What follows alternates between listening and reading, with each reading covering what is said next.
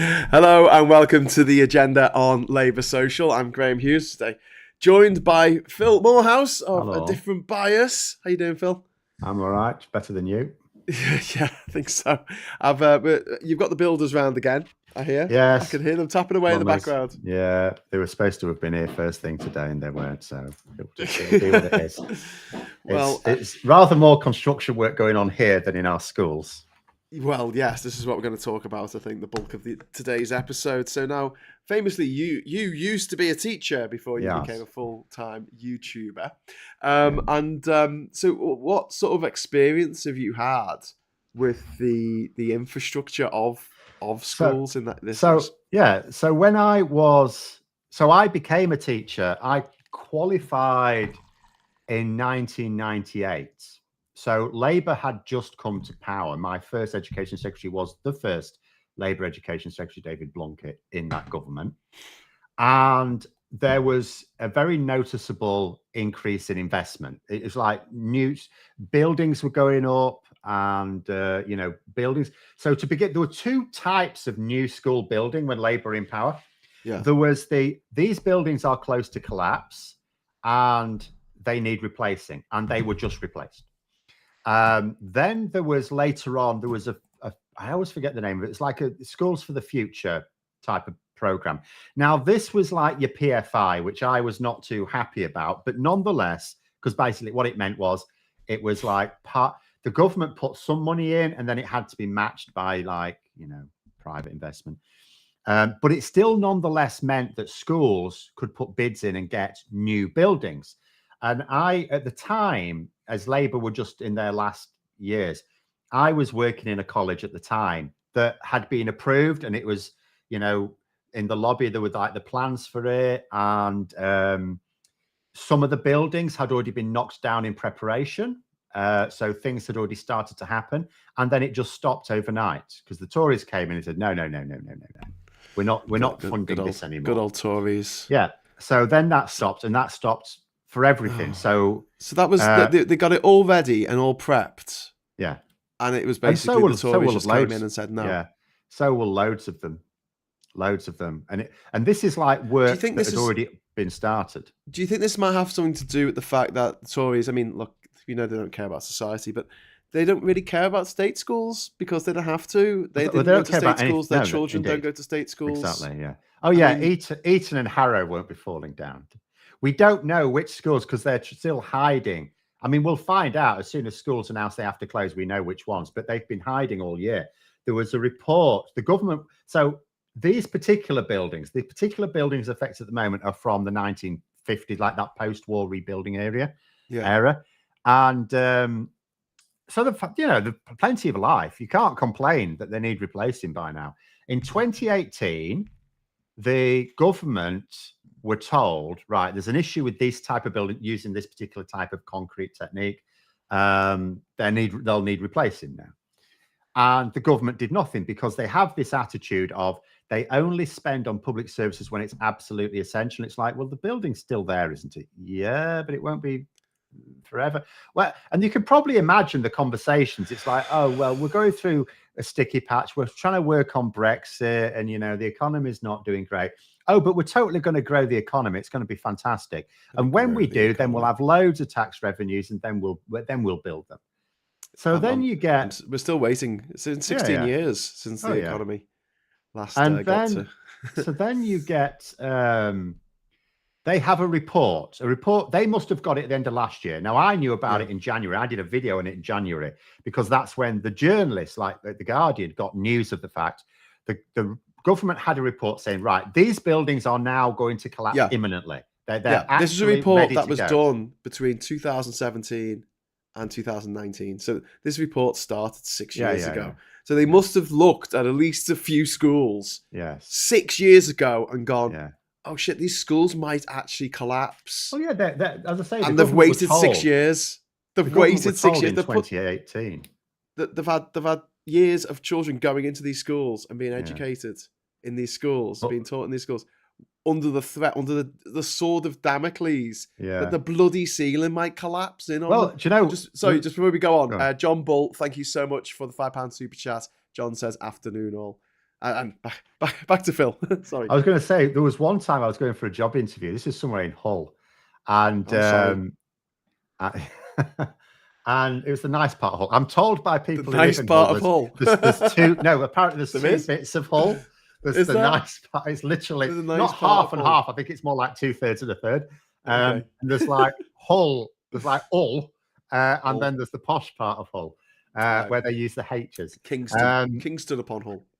I don't know. I'm not from Hull. I'm not from far from it, but I've only known so many people, but they all basically say, yeah, it's in two bits. There's that bit which is fine, and then there's the other bit which is like Hull. But anyway, so I went there one time for an interview, and they said, "Oh, we're going to show you around this bit, but we can't because something like the maths department had collapsed into the art department, basically." Oh shit! How long ago was this? This was I can't remember the name of the school now. But how long ago was it? This will be a long time. This will be a good 10 years ago now. So Nice. that'll just be one of those things. So in other words, basically schools, when they're built, they are, they're just built. When they're built, they need to be built. So they're built quickly. And the problem is, and Labour do share some of the blame for this, because the other thing I will say when Labour although they were rebuilding schools and although schools were getting new buildings, they also allowed like certain budgets to be rearranged, like maintenance budgets. Like they used to have there was this money for this and this money for this, and they were allowed to sort of talking about this on their budgets the radio around. this morning. They were saying that head teachers now, basically they get given a budget, and that out of that has got to come out maintenance, cleaning, the teachers' wages. It's all got to come out the same budget. So and to be fair, that was the last Labour government that did that. I don't really understand how someone who's skilled as a teacher necessarily has the skills to be a CEO. I mean, I just think that's a bit odd. But that happens in everything. But and now there's not even. I mean, well, you do it anyway. I mean, like counsellors, at least in teaching, some rise very quickly through the ranks, but generally speaking, you've spent a bit of time as a teacher and a head of department and all the rest of it. I mean, if you think about a counsellor and all the money they need to do repairing roads and stuff like that, I mean, what are their qualifications? No, they don't. They needn't have even ever had a job. Some of them will happen to know about civil engineering, and most won't. Of course, they won't. They're just people who've got time to give up to be a counsellor. So you get a lot of this anyway, but but yeah, I mean, the situation is that they were told, and the government, when they had this report as of last year saying, right, these buildings are going to collapse, it could happen at any moment.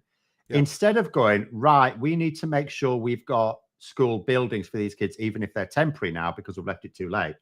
No, their first thought was, how do we hide this from the public? Yeah. How do we hide it from the public? And it's like, doesn't this exemplify the way the Tories have been since they got into power? Like something comes along, and the first thing, it's like a naughty child being caught with something, and the first instinct is to put it behind their back and go, no, I don't have that thing that I've just obviously stolen from Woolies. Do you know what I mean? That is just. I'm so livid about this because it's our children. It's the nation's children. But this is the government has gone, I will put them in a dangerous predicament. It's not even, it's just the incompetence as well. It's greed, but it's also incompetence because at that point they knew as soon as the building collapses, they're not hiding it anymore, which is what's now happened. They're not hiding it anymore. And so at the time, what they're saying is to school leaders, that's what the schools minister's saying. It's, school leaders now need to make contingency plans. This is one working day before school term starts. It's like, and I said in my video today, if I were a school leader, this is what I would be saying to the Department of Education. We knew about this years ago. You knew about this years ago. Yeah. Your mess, you deal with it. You tell me what the contingency plan is, because it's your department. You've been concealing things from me. I've been raising concerns. You've concealed things from me. You come up with the contingency plan. That's what I would be saying to them. Yeah. You come up with because I'll tell you what's going to happen now is there's going to be teachers. This is supposed to be the last day of their holidays. So they're going to be teachers now going, oh yeah, you thought you were going to school. You thought you've got everything prepared. I used to hate it as well. So I used to do a lot of preparation over summer. And I'd go in, and then sometimes, like the senior leaders in the school would go, "Oh, this is going to be our thing for this year." And I thought, why didn't you tell me that before summer? I've done all my preparation, you arseholes. But Yeah. anyway, Yeah. on this occasion, Literally what the will be day happening before. is, The day before the kids what will are be due to happening go now back. is that these teachers done all that prep will be told, and the government's known about this since the last academic year. And they'll now be told, oh yeah, you now need to sort out like remote learning or something like that, or you're going to have you come up with a way to educate these kids without a school, right? Okay, what? I'll come up with this comment here, by the way. David saying, Phil, why UK don't control modern foreign languages teachers? The schools hire. I saw French teaching Spanish badly. British students had plural mistakes in Spanish. Well, you'd be lucky. At least that's a language teacher. Technically, the teaching qualification qualifies you to teach anything. I've got a secondary PGCE that qualifies me to teach anything. Now, obviously, my area of specialism is like science and maths. I shouldn't be teaching anything beyond that. But in terms of quality, there's no science teacher qualification or maths teacher qualification. I don't know whether there is in other countries. I've no idea. But in this country, certainly, there's a primary qualification, although technically I can still teach in primary schools, but a primary school would have to be very desperate to take me on because I don't actually have the training. But the PGCE, and you don't like kids either because they're annoying. No, I don't mind. Ironically, I went into the wrong one. Primary school kids aren't as bad because they haven't got all the hormones turning them into monsters. Little bastards. And I was fine in colleges. I can cope in colleges. In all honesty, I could never cope in school with behavior. I couldn't understand it. I couldn't get it. I couldn't get my head around it. So I'm missing something. Yeah, that's a bit. I thought that it was like essentially you did your degree in what you would end up teaching, and then you did your PGCE, and that allowed you to teach that subject that you did. No, you teach anything. It allows you to teach anything. I could teach Spanish. It's the same qualification. Don't say on the certificate. Just that's why obviously, really unlike what the education secretary was saying recently, that is why if I go for a teaching job, they also ask for my A levels and degree certificates. And when it comes to it, GCSEs. Yeah, but your A levels won't matter in 10 years. Yeah, they do. No. Gillian Keegan, the education secretary, said they don't matter after 10 years. They never ask you that. She said the same about the degree as well. But in actual fact, you'll find if I go for a teaching job, they don't just want to see my PGCE. Yeah. Well, she seems like the type who's for a very long time she's got a job with a nod rather than actually having to go for an interview and supply a CV. So I was looking at this debate that they had on Tuesday, May the 23rd this year. Yeah. It was an opposition day debate to try and force the government to release the data they had on the condition of school buildings. It was defeated by 296 to 171. So nearly 300 Tory bastards voted to put kids back into schools the next day. The next day that they knew or had probable cause to know, the benefit of the doubt there. They knew that there would at least be some schools that were literally falling down. Yes. And they chose to risk children's lives. Here's my question. Yeah. Why? Well, exactly, because even politically that's stupid. Because if a single child had been killed by that surely will be it for the Conservatives. And this is why I would say Bridget Phillipson, who's Labour's shadow Secretary of State for Education. I've not been impressed with her. She and Wes Streeting were both seen as rising stars. They were both promoted to the shadow cabinet at the same time. Wes Streeting has made a name for himself. People haven't always liked what he said, but but the public know who he is. The public don't know who Bridget Phillipson is. So she now needs to use this because this is the sort of thing that should, because she needs to be able to say to voters, the government risked your child's life. If your child is in one of these schools, they deliberately withheld. They withheld the information from me. She could say, "I'm the Shadow Secretary of State for Education. I have been writing to the Secretary of State for Education, which, by the way, there's been multiple of over the since that report came out. There's been how many of them? I don't know. Six. There were quite a few last year. Gillian Keegan was Education Secretary twice. Yes, she was. Nadim Zahawi, I think, started off last year as Education Secretary. Then it was Keegan. Then it was someone, I can't even remember. It was all too quick. And then someone. Gavin Williamson was Education Secretary. And Gavin Williamson was Education Secretary before during COVID. Nadim Zahawi. So it was Gavin Williamson was the Education Secretary while the pandemic situation. So there's been so many Education Secretaries since Michael Gove. You know, he was the only one who lasted more than a few years. Yeah, that was it. Everyone else it's like chop and change. So there's been no like structure in the department, no stability. But the concept, you know, Phillipson needs to be saying they knew that your child was in danger, and they risked that, you know, they risked your child's life by refusing to tell you which schools were affected. And we demanded it. And I wrote letters. I'm the Shadow Secretary of State for Education, and they wouldn't tell me. Well, I'm gonna list out the Secretaries of State for Education since 2010: Michael Gove, Nicky Morgan, Justin Greening, Damien Hines, Gavin Williamson, Nadine Zahawi, Michelle O'Donnellan, James Cleverly for a couple of weeks. Oh yeah, I remember. Kit Malthouse from the 6th of September to the 25th of October last year. And then Gillian Keegan. So that's 1, 2, 3, 4, 5, 6, 7, 8, 9, 10. 10. They've gone through 10. And Michael Gove. And 8 of those since 2016.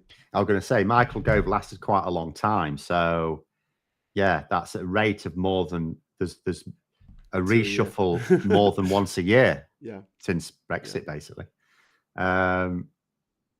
Yeah, it's been a complete mess, absolute mess. I don't understand now how anyone in the UK, when you put it to them that the Tories put British children's lives at risk. This isn't refugee children. This isn't children who live on another continent or have different speak a different language necessarily. These are British kids in British schools. And the government has put their lives at risk for no reason. Yeah, well, it needs to be put to people that's happened. If it is put to people that's happened, that is it for the Conservatives. They're finished, right? But it needs to be put. It needs to be put to them, and that needs to be Labour's job. Yeah, that comms are crap. There is, but also, as I say, the Phillipson to me has not impressed. This is now she's been given like all the ammunition needed. If she cannot make a name for herself now from this, then she needs to just go back, step back, learn the political arts, and come back stronger in a few years. Maybe she's not ready for the big time if she cannot like really stick this to the Tories. I agree, and it's painful. I mean, it's really painful that we have a system in which, you know, we're so, it's the boiling frog, isn't it? We're so used to Tory incompetence that we just, it's just every day now, isn't it? Yeah. So talking of Tory incompetence, we've got a new defence secretary called Michael or Karine or something, or Sebastian. Sebastian Fox is my favourite, yeah. So this is a guy who's an encyclopedia salesman. A guy who wrote a book that was a pyramid scheme. It was supposed to be a book on how you can make a load of money. And what the book was, and this is what it said in the book, here's how you make a load of money. Write a book telling people how to make loads of money and send it to loads of people. So it was, I mean, it was like a pyramid scheme. Ponzi classic scheme. Pyramid scheme. How is he not in jail? How is he not in jail? How is he a senior member of the Conservative Party? Because it's only because the media don't point these things out. He's in charge of the military. In charge of the British military. It's the one, but it's the one department that's actually been stable in recent years. And also, it's been stable because not only politically has Ben Wallace been popular enough that every prime minister's kept him in that position, but also he was serious about his job. He's like one of the few cabinet ministers to be serious about his job.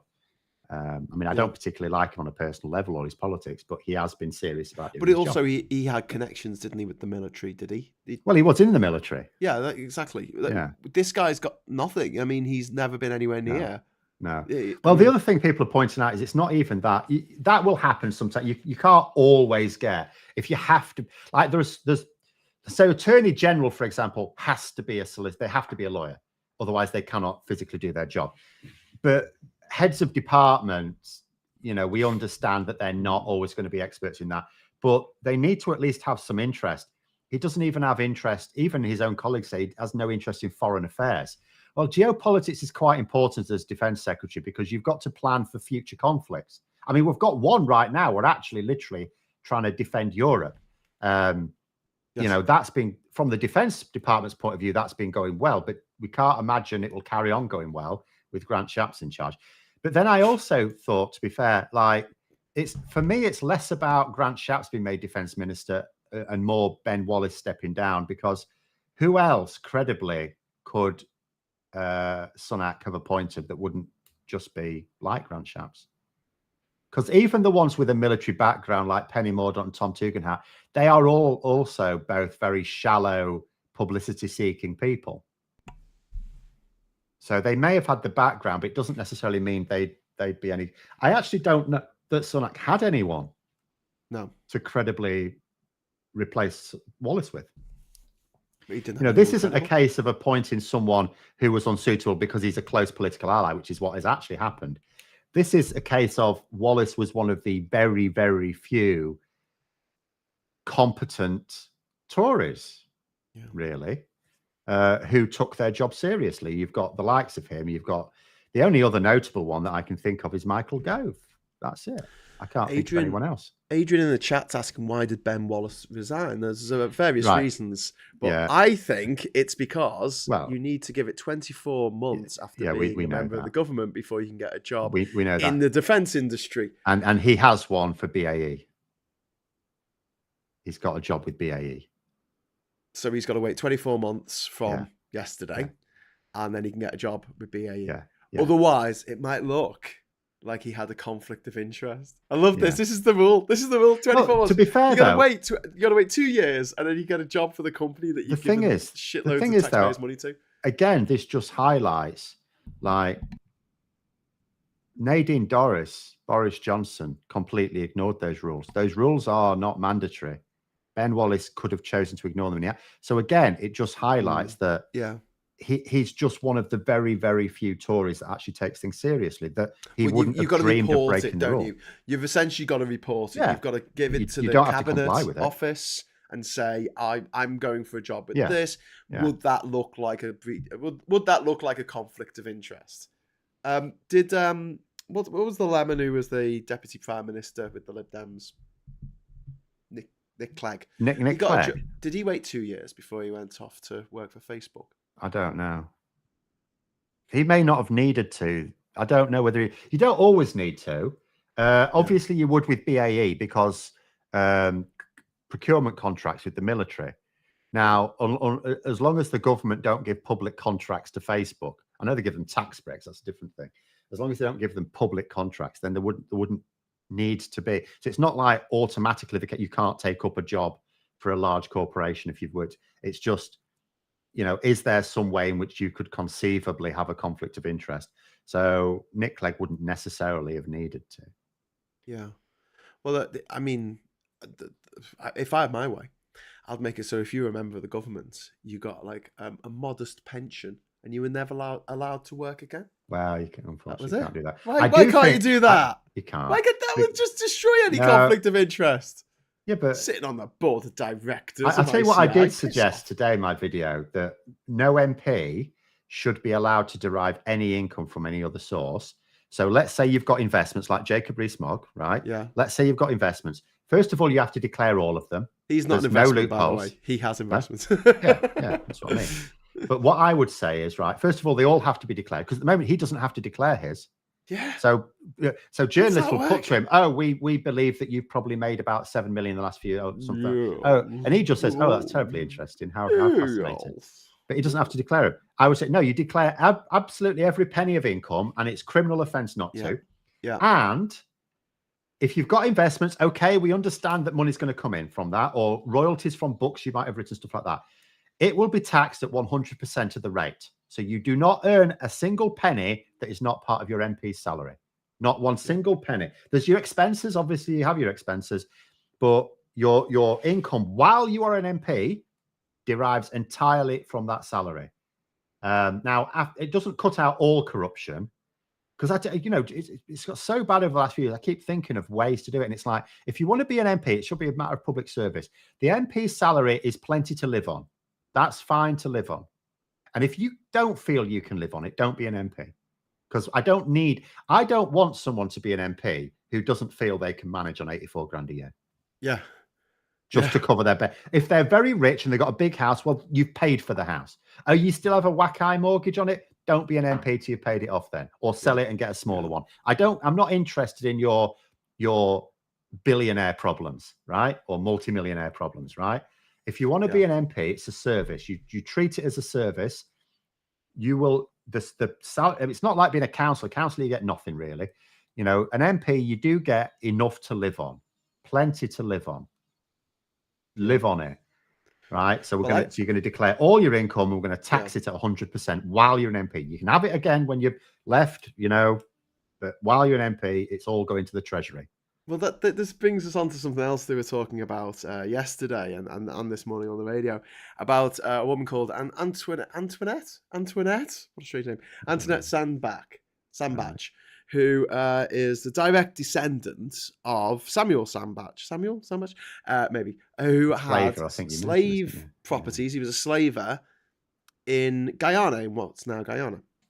And she was objecting to the fact that her name was brought up in a TED talk and academic research that was published by an academic in Oxford. She's trying to sue Oxford for putting her name down because she's saying that, she's not a public figure, but she was an MP for 4 years. Yeah. And she's saying, well, I think that slavery is really bad. And I'm like, yeah, didn't stop you going to that private school that you attended that was literally paid for by your family fortune, which was derived from slavery. Oh, no, we made that in the trains. We made that in the gold rush. No, you didn't. You made it in the slavery era. And then what you did was every time there was something new to invest in, because you had the money, you made more money, or at least your family did. And so for her in particular, this gets up my nose as someone who has obviously benefited from the fact that her ancestry were slavers, is complaining about it. I also don't get why people complain about it anyway, because it's easily, surely just the sort of thing that goes, yes, you trace my family back, that wealth derives from slavery. I don't agree with slavery. I think it was wrong. I don't understand the harm. They're rich enough to say, I will give a sum of money to a foundation or something in Guyana exploring the history of slavery. Something, it could be the owner of the Guardian's done that, haven't they? Yeah, they have, and quite rightly. The family of William Gladstone as well have talked about reparations, and I think that's in Grenada. But the point is that, like, okay, if you are going to just wash your hands of it entirely and say, well, it's nothing to do with me, I disagree with slavery. Okay, 100% inheritance tax on any family that had links to slavery. There you go. All done. Then you can just wash your hands of it completely. You don't have to worry about it anymore. That's true. Yeah. All your little family heirlooms, all your little trinkets from all around the world, they can all go into a museum where they belong. To me, Indiana Jones quote there. But yeah, I found that really kind of frustrating that you had someone who, I don't know, just didn't seem to get it and just felt like they were the victim. And I'm sick of this. I'm sick of the people who have benefited going up. Well, I have a more general gripe about that. Whenever you the Tories moan about, well, you shouldn't be taking these asylum seekers and stuff like that. And I keep pointing out, look, we're a very wealthy country. So even those of us who are much more, well, I'm not on a modest income anymore, but when I was on a much more modest income, and it's you just think to yourself, but we're still better off than a lot of the people around the world. And the reason for that is because our country nicked their stuff. So the least we can do is where there's political instability or environment, like we've contributed to the political instability and the environmental instability. So where these occur, we have a duty to actually alleviate those problems. If we don't want loads of asylum seekers coming here, stabilize the part of the world where they're coming from. You know, one or the other. We don't get to, you know, as a country, I feel that we often like wash our hands of it. We're not recognizing the fact we are a wealthy country, although obviously there's a lot of news recently that says, well, actually, if you take London out of it, we're not, know. But nonetheless, but that's just because London's a black hole. That's all that is. It's not that, you know, it's because London's too large and it sucks everything into it. But, and also London's not like Catalonia. They're not suggesting that they become independent of the rest of Britain anyway, so it doesn't matter. But the fact of the matter is we are a rich country because we nicked other people's stuff. Yeah. Ultimately. Yeah. And that it's okay to acknowledge that. Do you know what I mean? It doesn't make you less of a patriot or less of a person, a human, if you say, oh, those awful things that were done in the past, let's learn from them. But also the fact that the loan that was taken out to give reparations to slavers was only paid off in 2015. Yeah. You know, this is affecting us today. So when people go, well, what about the Romans? They had slaves. I'm just like, just it's not the same in any way. And even if it was, the Romans, like, their area of the world was kind of, you know, small compared with the reach of the British Empire, which went out to the West Indies, the Caribbean, took over these islands, murdered all of the Caribs who lived there. Keep pointing this out. It's called the Caribbean after the Carib people. Have you ever met a Carib? No, you haven't, because they don't exist anymore. We wiped them out. We, along with Columbus, and the Spanish, and the French, and the Dutch, we bloody wiped them out. And then, obviously, the damage we did in West Africa with the slave trades, taking, you know, the healthy young men and women from their towns and villages, and saying, oh, but you know, they sold their own.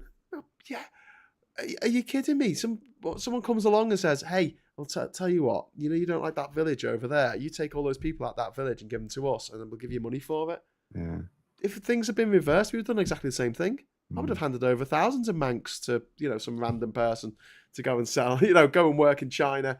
You know, you try and think of it in any other way. It's just, it's maddening. And what it is, it goes back to something that we've talked about a few times, and I mentioned it a lot on my show, is that the Tories don't, they don't want people to feel bad about things. They don't want they don't want they want people to feel proud. They want people to feel good about the fact they're British, the fact they're a racist, the fact they're a bigot, or whatever it is, xenophobic. And they don't want people to feel bad about themselves. And it's what the Tories do very, very, very well. And it's something that maybe Labour should have a think about how they I don't communicate their message. I think this is more for like an independent group, but I would take the view it's not, you know, it's not about needing people to feel bad about things. It's needing people to feel responsible, because we didn't mind being connected to the world when we were going around looting it, and all of a sudden that now that we need to sort of, you know, be responsible for some of the bad things that have resulted from that. Not just us, as you say, it's like Europe, everyone in Europe, which you seem to have given Portugal a pass as well, but basically everyone in Europe that had a boat was out ransacking the world. Yeah. We got David pointing out that Columbus was actually Italian. He wasn't, because Italy didn't exist at the time. But he was from Genoa. Genoa, was it? I don't know. But it was. I know he only. It was a Spanish fleet because he got money from Spain. Yes. But he wasn't himself Spanish. But it really doesn't matter. It's like Europe was just on the take at the time, and it was because while everyone else around the world was developing culture, we were developing guns, right? And when it comes to nicking other people's stuff, I remember there's a brilliant sketch, the Mitchell and Webb show, where there's like doing like in sort of Bronze era thing, and there's this guy going around trying to sell them the idea of making things out of bronze instead of like stone and stuff. And he says, well, what if we like the clay and the stone and stuff like that? It says, we want to carry on doing that. It says, that's fine. We will sell all the bronze weapons to the village next door. They will come and kill you and take your stone and things like that. So, and that's exactly what it was. We got very good at developing weapons of war, and then nicked their culture. and oh, destroyed nice a lot culture of you've it. got there. We'll have some of that. Yeah. One of the crimes that, I mean, one of the most ostentatious crimes of that sort of era was during, I think it was the Second Opium War. So we'd already had a war against China because China didn't want us selling their smack, selling our smack on their streets, which is fair enough. Yeah. Please don't sell your heroin. Well, it was opium back then, but please don't sell your opium on our streets because it's messing up our society. Yeah. And we said no. Dropped a load of, well, we didn't, they weren't bombs, they were cannons, blew up a lot of stuff in Shanghai, took Hong Kong, that's how we got Hong Kong, through a drug war, a war on drugs. No, it was a war for drugs. But the worst bit of it for me was that the British and the French teamed up to destroy the Summer Palace in China. I think it was in Beijing, and they left like nothing. They just took it down to dust. And it was this beautiful, beautiful building that was like had this, high cultural significance for the Chinese, and we just destroyed it because they wouldn't sell they didn't want us selling our drugs on their streets. I mean, you know why the White House is called the White House, don't you? Because it was burnt in the War of 1812 by the British. Well, after the war, we'd lost the war, and we just acted out of spite, didn't we? Yeah, so we went years later. Oh, we've lost America. Right, we're going to set fire to their house. On the way out, on the way as we were retreating, we set fire to the presidential palace, and they had to paint it white to cover over the scorch marks. Great. There's a great book by James Felton called something like 52 Times Britain Was a Bell End. Bell End or something. And it's a wonderful read. I mean, it's quite harrowing, especially if you're an Englishman. You mean they're going, oh my God. Because there's some occasions in it where it's not even Britain. It is just England. Yeah, and the one that always sticks in my mind, because I used to live in Panama, was there was an attempt to have a colony, a Scottish colony, this is before the Acts of Union, in Panama, in a place they call New Caledonia, and it was basically where the Darien Gap is now. There's a highway that goes all the way from Alaska all the way down to like Tierra del Fuego in the bottom of Chile and Argentina, and basically there's a gap in it. And it's called the Darien Gap, and there'll always be a gap in it because it's just this impenetrable, so 100 miles of impenetrable jungle that you just can't get through. And they tried to set up a colony there. The colony's failed. Yes. And the survivors got on boats. These are women and children. They got on boats to try and, live. And they turned up in Jamaica and other British-run islands of the Caribbean asking for water. And the British commanders at the time were told to not give them any succor whatsoever, not even a cup of water. Because we wanted their colony to fail in order for Scotland to be forced into an act of union, because at the time we shared a monarch, and they wanted to, basically London wanted to tell Scotland what to do. And not much has changed. But yeah, well worth a read. One angry pagan keeps messaging about the project in Stonehenge. I think this is to do with the tunnel at Stonehenge and the fact that Labour are carrying on with it. Do you know anything about this? No, I don't. Sorry. I mean, someone who describes them as one angry pagan, I'm going to guess, is more interested in Stonehenge than I do. I'm sorry, I don't know enough about it. Well, I will do some research and then. It's like the people off who need to be slagged off. 31 Blaze says, I do feel like English and British history is well and truly glossed over in English schools. We were taught a slightly different history in Wales, although still not comprehensive. No. I mean, the focus, like I say, needs to be not we did these, because we didn't, our ancestors did, but we are still benefiting from it.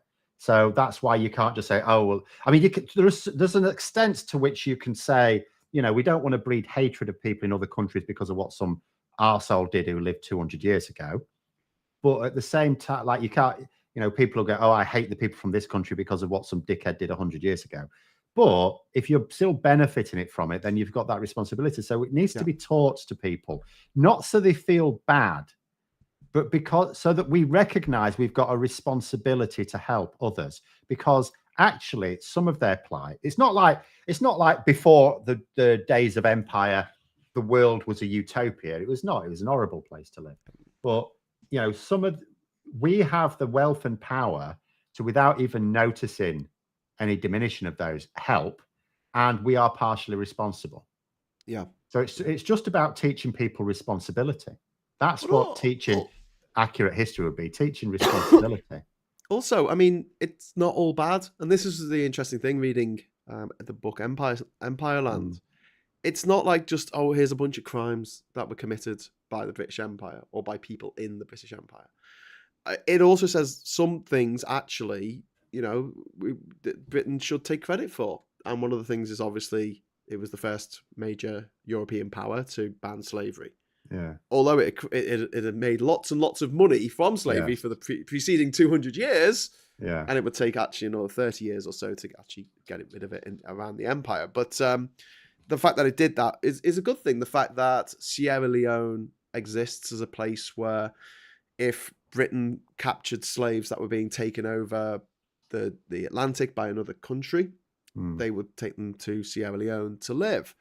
And the people of Sierra Leone remember that, and they are much more appreciative of British people in general than people from Ghana. As someone's just put in the chat, like in Ghana, the scars are still there. They really are, and people know their history. And yeah, I think that is important that we teach it all, and we can't just sort of go, oh well, we won the World Cup and it's 1966 and we won World War II and we stopped the Nazis, and it doesn't tell the whole story. And I think that to come to a more sort of holistic understanding of what happened in the past and how that affects the present, you need to know warts and all. And I'm not saying it's all bad, but yeah, a lot of it is bad. But yeah, John says, trains to steam engines. I suppose it's easy doing amazing things when someone is doing all the work for free. It's very true. Yeah. It's very true indeed. And the line that I use is about when people talk about, say, the train lines in India. The ones that we left when Britain left India in 1947, I think, were just going to the materials, the resources that we wanted. They weren't particularly useful for the people who needed to get around from town to town and city to city. They were kind of built after the British had left India. And the idea that they wouldn't have had trains in India had the British not invaded and taken over is ridiculous. It's ridiculous. Because otherwise, how have we got smartphones? Because we didn't invent them. Yeah. But how did they have railways in Japan? They were never invaded. No. Well, they were a little bit. The Dutch busted open their ports because the Japanese weren't too keen on lots of Western imports, and the Dutch went, "Well, we'd quite like to sell you these things, and we've got guns. Do you have guns? Oh, you've got fireworks. How interesting." Yeah, there's a good book by Jared Diamond called Guns, Germs, and Steel, which talks a lot about just the. I mean, interestingly, of course, the gun is a Japanese word. Is it? It means war. It's Japanese for war. So shogun means like warlord. Oh, right. Because obviously gunpowder was developed in China. Yeah. So the word we come from is Japanese. Oh, that's interesting. But we just like, and they went, oh, we could turn it into these fireworks. Isn't that pleasant? And we said, yeah, we can kill you with this. Well, I was thinking today about Christopher Columbus, and in Spanish he's Cristobal Colon. So where I used to live in Panama, there's a couple of islands nearby. There's because Christopher Columbus went there years ago, and there's Isla Cristobal and Isla Colon, and I thought, and there's a city called Colon as well, which is the entrance to the Panama Canal from the Caribbean side, and I thought, is there a connection between colony and colonist and Colon? Did it come from Christopher Columbus setting up camp in some other place other than Europe? But no, apparently I looked it up, and it comes from the Latin, which means farm or something like that, farm and settler. Yeah, there you go. So that nothing to do with Christopher Colon or Cristobal Colon, just a happenstance, not necessarily a happy one, because he was a bit of a cretin, old Christopher Columbus. In his third voyage to the New World ended with him being shackled and taken back to Spain as a prisoner for his atrocities that he committed against the people of what is now Santo Domingo, the capital of Dominican Republic.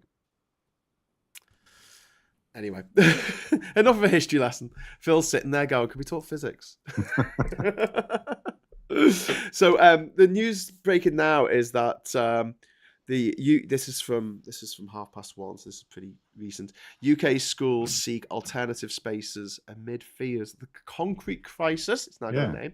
The concrete crisis could affect 1,000 schools. Yeah. So, I mean, so as the news was today, the schools minister saying, so there's 157 schools absolutely going to have to close, and then there could be more. So obviously, yeah. And they could have done this. Yeah. Years ago. They could have done it during bloody COVID. Yeah. They had the information. It was the information, they put it together between 2017 and 2019. So they had it during the whole of the COVID crisis. Yeah.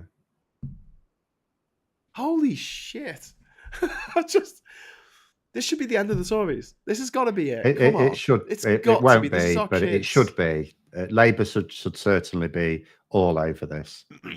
Do you remember the horrific Sandy Hook killings in America in 2012? December 2012. And that should have been the end of it for guns in America. Yeah, it should have been. It should have been the point where they're like, no, sorry, our children's lives are more important. But toys. But the thing is, it's even worse in America because voters just, they're so much more tribal. And when it comes to the politicians, they're just bought by whoever. The amount of money in American politics is obscene, and it's just whoever's got the most money. And the NRA have got massive amounts of money. Oh God, yeah, they are. They're so well. Who funds them? The arms companies, the gun manufacturers. Yeah, of course. They're the political they're wing a lobby group. The political wing of the gun manufacturers. So surely it's going to be in their interest. But top tip for anyone who's got a bit of wad who's watching this: invest in guns, especially if there's a massacre. The more Americans die in a massacre, the more the share prices of the gun manufacturers because they persuade that people the solution is not getting rid of guns from bad people, but giving guns to good people. Like, what's their solution with school shootings, right? Oh, well, we'll teach kids to hide under the desk. Yeah, the guns can now shoot through the desk. Right, we'll give them bulletproof backpacks. Right. Oh, and now we'll give teachers guns. And now in some schools, they've got the advertising these partitions that they pull across the door when there's an alert goes out that there's a shooter. So a school is now supposed to install basically bulletproof barricades across the door on the off chance that the chances are high enough that there might be a shooter at some point in the foreseeable future in that school, that it's worth persuading schools to install special procedure against them instead of just taking guns off people. Yes. Like a hunting rifle. It's like, this is the thing when people say, oh, hunting rifle. I know there's a lot of hunting goes on in certain parts of America. No one's going to cause a massacre with a hunting rifle, right? Yes. They will with an AR-15 though. Yeah, that's the problem. Like hunting rifle or a basic revolver, that's bad enough. But if you really insist you need a revolver to be safe, okay, you do not need an automatic weapon. Yeah. You don't need a bazooka. You don't need a tank, right? You don't need military grade hardware. Yeah, but what if the government? Well, exactly. This is the problem, and that is my worry with Trumpism. You know, the government people will think the government that has literal drones, wow, stealth bombers, and nuclear weapons. But they're probably not going to drop on their own people, but they've certainly got. Well, they can certainly take, they can take someone out from like a mile away. Just imagine like someone just sitting in a control room somewhere going, oh, guys, that building that house that we were going to destroy with our drone, they've got an AR-15. Oh, we better not destroy it then.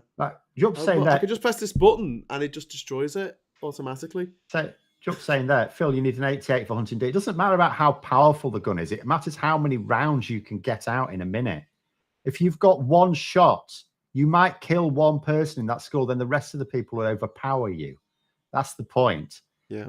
Don't have a weapon that can murder a whole room of people before they can overpower you. A murder toy. You know, if you've got a gun that will allow you a shot before someone knocks you out, then you're not going to be tempted to go into a school because you're not going to kill them. No one goes into, well, someone who might have you get the odd one where someone's got a grudge against the teacher, but you can have that in this country. But no one's going to go, most of these people who, they're trying to commit a massacre, they're trying to kill lots of people. Don't let them have a weapon that allows them to do that. And you don't need that for hunting. You don't need that for any noble purpose. It's the type it's just for killing humans and killing tiny humans. And lots of them. And lots of them. Traffic accidents and car accidents used to be the biggest killer of children in America, and now it's overtaken it for the first time in history. It's out of control. It's absolutely out of control. But there's no other country that per capita has anywhere. It's not even in the same league. There's like nowhere has this. It's more than one per person. Christine Cash, thank you very much for the cash, Christine. That's $10 US. What quantity of time is dedicated to teaching history in school in Britain? In the United States, I only had history in 10th and 11th grade. Insufficient time for any real study. You do get every year group will have some history. Now, technically, in what's called year 10 and 11, when you're sort of late 13 to 15 years old, so 14 to 16. It depends on the school. Like when I was at school, we had to do it. It was compulsory, but it's not always a compulsory GCSE. So it is possible. I don't know, but I don't know that it's legally required at GCSE in all schools. No, it's not. But up until then, in your first 9 years of schooling, there will be history taught to you. At least, I don't know how much. It'll at least be an hour, but I suspect more than that. I suspect it's a bit more. And then it's at GCSE when you sort of choose. Well, when I remember doing a little bit in primary school, learning about the Romans and the kings and queens and all that. Like that. Then in secondary school or high school, so from 11 until I started my GCSEs. So that would have been 3 years, and I had a two history lessons a week, I think. We covered a lot of stuff, but yeah, it was a lot. It was very heavily weighted towards World War One, World War Two. Not necessarily giving you sort of the breadth of sort of knowledge that you really need. Well, and then for my GCSEs, I carried on with history because I enjoyed it, but I wasn't allowed to do geography, and I always complain about this because I've said it a million times, but I don't think that you can really understand. I couldn't understand history without understanding geography, because if I don't know where things are, you may as well be telling me the story of Mars. Like, it's nothing to do with me. It's a long way away. But a lot of the geography that we were taught in school wasn't necessarily actual physical geography. It was more to do with Oxbow Lakes and stuff like that. That's the same as me. The physical geography? No, that was physical geography. What's it called? Like maps and things. Cartography, stuff like that. We weren't really taught that. We weren't taught where countries were. So when I remember when I was, I must have been 21, 22 or something, and I was planning a trip around the world, and I was surprised to find out that Brunei was in the Middle East. Brunei wasn't in the Middle East, because I'd heard of the Sultan of Brunei, just assumed it was in the Middle East. It's not. It's on the island of Borneo. In Southeast Asia, and I thought that Borneo was in South America because I had heard of the Bornean rainforest and just assumed that all rainforests in South. That's how bad my geographical knowledge used to be. But so I had to do history and geography. I had no say in the matter. So because I was one of the first years to do GCSE, certainly in our school. Now, I mean, the school I went to, I've said before, it was a school in a mining village, and basically it had been used to for many years. Your kids just grew up, and you either went and worked in the mine or you pissed off somewhere else. So the school doesn't really gear you for very much. It wasn't a good school. I don't think it's a good school even now, but it certainly wasn't a good school when I was there. It wasn't a school for aspirational people. And so of the 10 GCSEs I did, 8 of them were chosen for me. So I only had 2 options. So geography and history I had to do. I wanted to do science, but I couldn't. As in, we did do science because it was core, but I only did 2 GCSEs worth of science. When as a budding scientist, I should have been able to do 3, but that was not an option. There was almost no options. I had 2 options out of the 10. I think this should be the thing of school. It should be like, find out what kids are good at and let them It is excel at tricky those things that they're good at. because some can be, your brain's still cooking till like nearly 30, and it is tricky. Just because you show an aptitude for something early on, it could just be that your parents instill that into you, and actually you might have an aptitude for something else. So it is quite tricky, but certainly there's no point in getting someone to do something they don't like. I didn't do well in GCSE history. I wasn't interested. When I did it, it was the Industrial Revolution. That was it. Yeah. The Industrial Revolution. Right at the end, there was something on the First World War, but it was basically the Industrial Revolution. Well, the stuff that I covered was all over the place, but I mean, it never felt holistic. It never felt like things connected, because we learned about the Romans, and then we learned about World War II, and then we learned about the Tudors, and then do you know what I mean? It just jumped around in time like a bloody series of Doctor Who, and it didn't show how things linked up and how it all fitted together. And when you look at history, I know it seems massive, but it's not that massive. There weren't civilizations a few thousand years ago. There was only a handful. Yeah. In the world, like there weren't that many humans. There weren't that many things going on. But where we are now is very much, a result of where we were, and we've got to look at that and not make the same mistakes. I mean, history is a great sort of teacher of what not to do in the future. But also acknowledge that obviously this is the least we can do. Acknowledge the fact that these terrible things happened in the past, and we'll try and do whatever we can to make that right now, because it's not our fault that it happened, but I mean, also in people who are alive today, not necessarily our fault that it happened, but we have benefited from it and we can't get away from that. And also, it's not just that we've benefited from it, other people have suffered and are still suffering to this day as a result of it. Like a way of putting it. Someone's asking about the kiss. Do you want to talk about the kiss, the Spanish football kiss? Have we heard enough about it? Not really political at the end of the day. So you basically got, at the end of the day, it was not appropriate behaviour. It should not have been. See, sometimes I think to myself, there's different cultures. It certainly would be appropriate in this country. But, in Spain, apparently it's not either. So it wasn't considered. There was no reason why he could possibly think it was appropriate. He had hold of her head, for Christ's sake. So he clearly didn't want her backing away. As far as I'm concerned, that's a sexual assault. There's various people going, she boasted about it afterwards, stuff like that. I don't really care what happened afterwards. I don't. But, it's one of those things. The Spanish footballers have basically said they're not going to play if he's still in post. And that's, as far as I'm concerned, that's withdrawing your. Spain aren't going to be playing in any, or Spanish clubs are not going to be playing in any competitions. It's like Real Madrid will not be playing, and Barcelona will not be. Well, playing I mean, this will be why they are now. League. The Spanish FA are now taking it seriously. But one thing that I'll say about this, this happens all the freaking time, is when you debate this with someone who is obviously on the side of the ne'er-do-well. They'll always try and trivialize it, and they'll say it was just a kiss.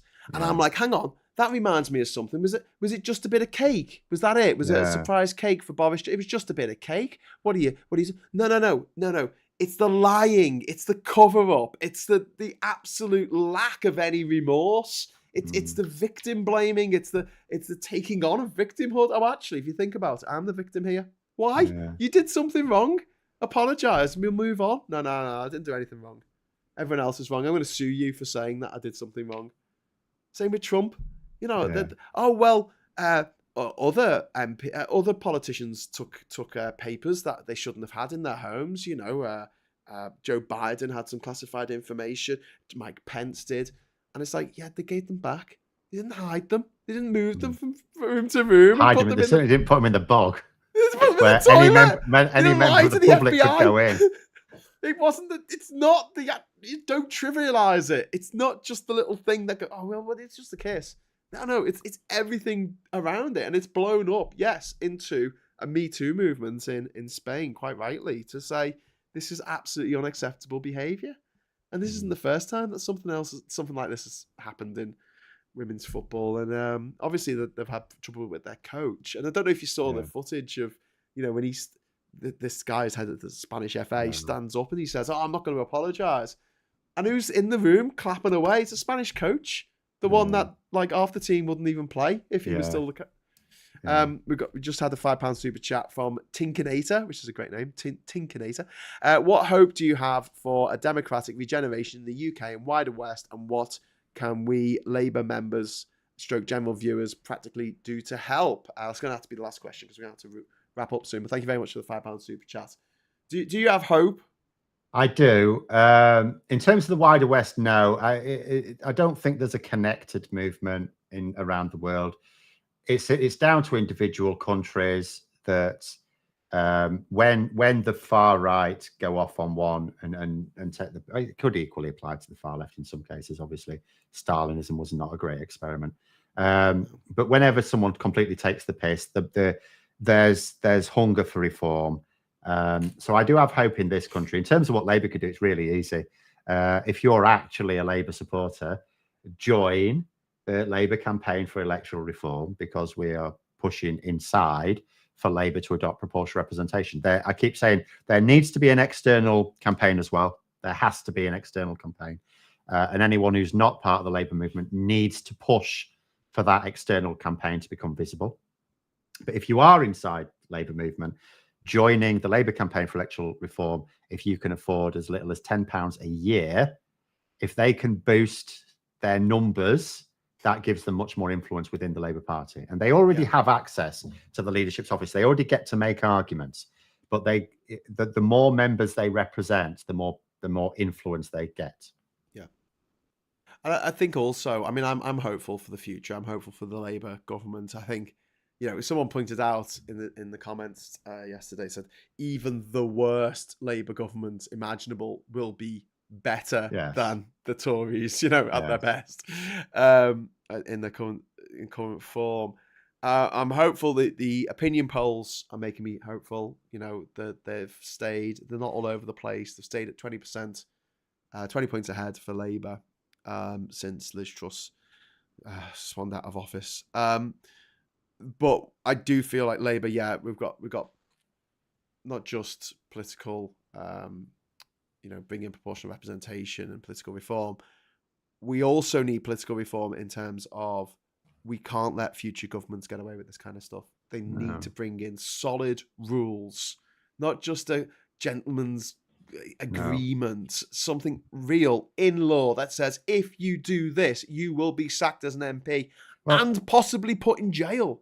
That's why I say I quite like my idea now of criminal offences for any MPs have to declare all of their income, zero loopholes, every penny. If they find 50p on the street, I want it declared, right? And criminal, like a serious criminal charge for it. 10 years in prison minimum if you don't. I don't care if anyone does it accidentally.